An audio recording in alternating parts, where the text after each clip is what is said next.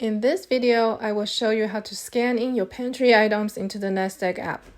This process is quick and easy using the barcode scanner right inside Nest Egg. I have already created a pasta and sauce category. I'm going to add my items here by tapping on the plus icon on the bottom right. This will give me the choice to scan the barcode or enter the item manually. I will tap the barcode icon to scan the barcode. Here's the cool part.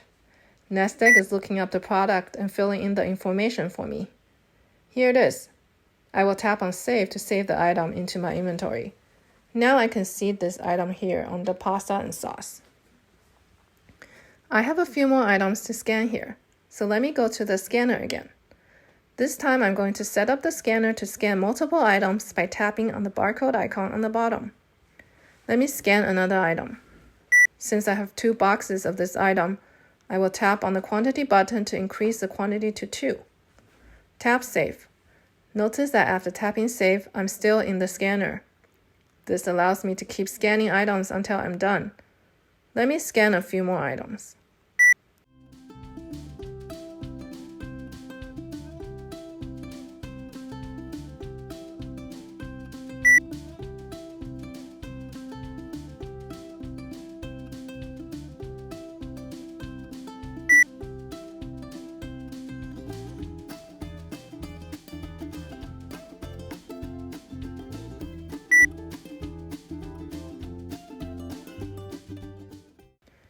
Alright, I'm done with the items, so let me exit the scanner.